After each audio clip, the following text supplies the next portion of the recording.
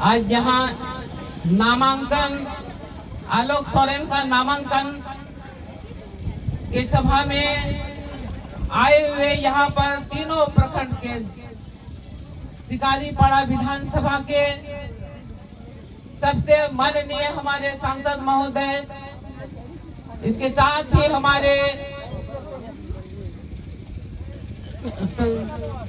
सलाम जी और हमारे आलोक बाबू, साथ में सारे परिवार और तीनों प्रखंड से आए हुए प्रखंड अध्यक्ष, प्रखंड सचिव और सारे मुखियागण, जनप्रतिनिधिगण एवं सारे भाई बहने और हमारे सामने बैठे हुए सभी माननीय आदरणीय सबको हमारी ओर से बहुत बहुत नमस्कार, जोहार। बहुत दिन से इंतजार था, आप सबों का इंतजार था। 2024 का चुनाव काठीकुंड में इसके पहले एक बैठक हो चुकी थी, या शिकारीपाड़ा प्रखंड में भी और रानेश्वर प्रखंड में भी 2 जगह हमने नहीं जा सका, लेकिन काठीकुंड प्रखंड में हमने यही कहा था कि एक युग बीत गया, एक अध्याय समाप्त हो गया है। उसके पहले एक विशाल महा आंदोलन हुआ था माननीय गुरुजी के नेतृत्व में।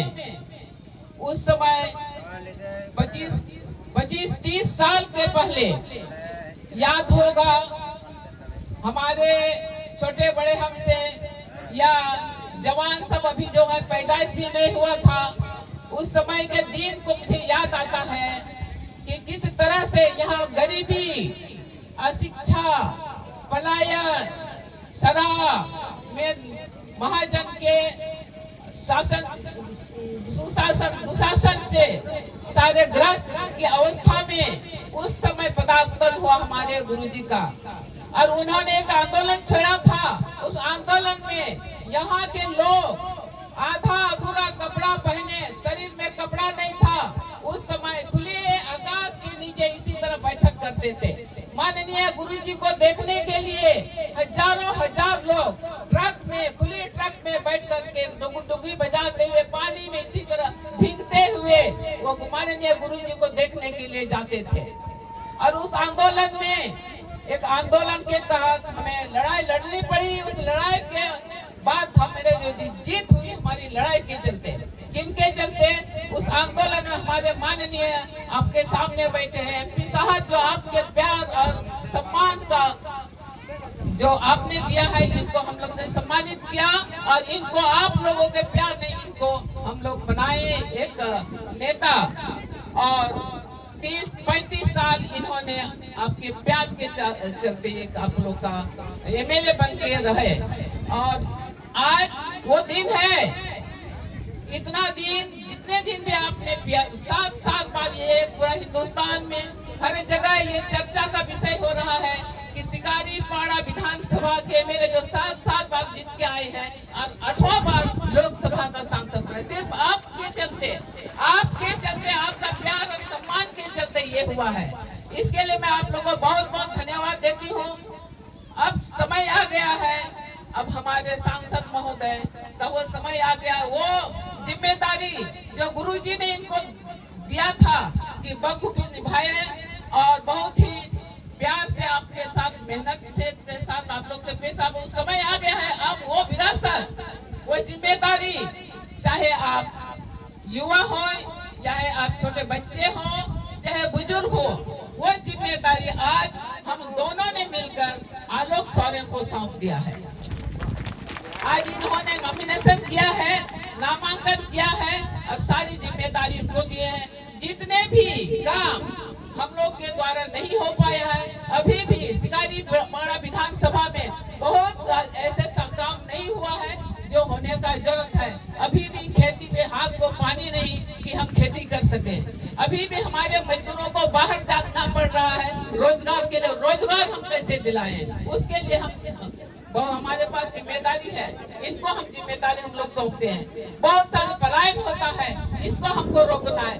इनके बहुत सारे इस तरह का जो हमारे हमारे मुख्यमंत्री जी ने एक सोच फिरक के तहत उन्होंने पिछले 2019 में 30 विधानसभा 30 सदस्य का जीत दिला करके एक सुंदर झारखंड निर्माण के लिए उन्होंने कोशिश किया, लेकिन बीजेपी वाले लोगों ने इनको, आप सारे लोग जानते हैं, जब तौर पर बढ़ाई गया कि 5 बछर में हेमंत सोरेन जना को संताव का दिया, आईमा लिखाना दोष लगाओ करते जेल रुकवा दे दिया, बहुत सारे दोस्त दे करके मुझे जेल में डाल दिया गया कि एक आदिवासी यहाँ पर राज नहीं करे, यहाँ पर किसी तरह काम नहीं करे, कि झारखंड का विकास नहीं हो।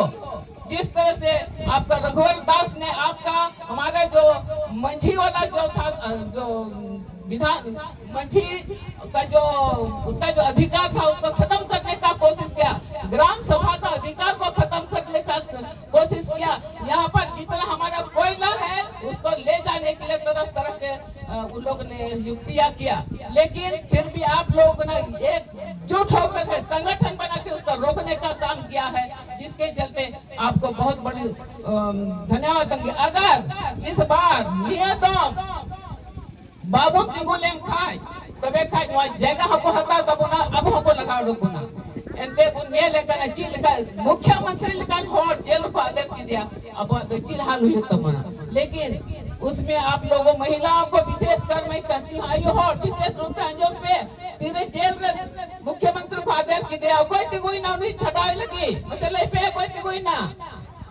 कल्पना सोरेन कौन खड़ा हुआ, कोई तिगुई ना आटे रोड पे, जोर से बोले कल्पना सोरेन। कल्पना सोरेन ने महिलाओं के लिए क्या दिया हेमंत सोरेन से मांग के मैया योजना दिलवाया कि महिला ही ऐसे देश के लिए लड़ेगी। जब आप इतिहास पढ़ते हैं तो लक्ष्मी महारानी लक्ष्मीबाई ने अपने बच्चा को लेकर वो गोद में बांध करके निकला था, अपना देश बचाने के लिए, अपना राज्य बचाने के लिए, अपना सरकार बचाने के लिए, अपने राजा को बचाने के लिए। दिन के सटर जाओ घर घर जाओ, लड़ो और भिड़ो, झारखंड को जीतने की कोशिश करो।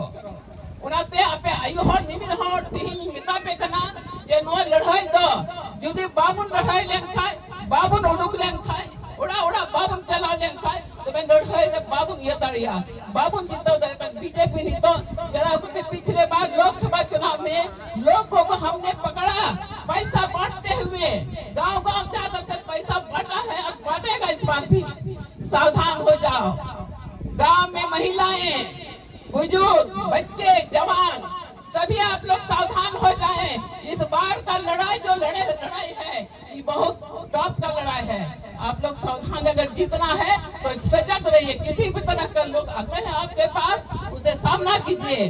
पत्रकार बन करके आपके पास आता है और आपको बरगलाता है। उसी तरह बहुत सारी बात करना है, लेकिन मैं कहूंगी नहीं, बस इतने ही मैं कहूंगी।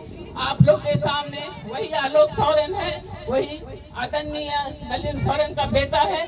जिस तरह इन्होंने मेहनत किया, जिस तरह इन्होंने रात दिन आपके साथ एक दोस्ती के जैसे, दोस्त के जैसे, बड़े बुजुर्ग छोटे भाई के जैसे काम किया, इनको भी मैं कहती हूँ कि सारी जनता आपके हैं, इनके द्वारा आप जीतिएगा तो इनका सम्मान करना तुम्हारा भी फर्ज बनता है। इसीलिए सबको इनको आशीर्वाद, बड़ों को इनको आशीर्वाद दीजिए, छोटे को इसको प्यार दीजिए और इस बार का चुनाव जबरदस्त रूप से हम चुनाव जीतेंगे, इतिहास रचेगा। इन्हीं शब्दों के साथ सबको जवाब।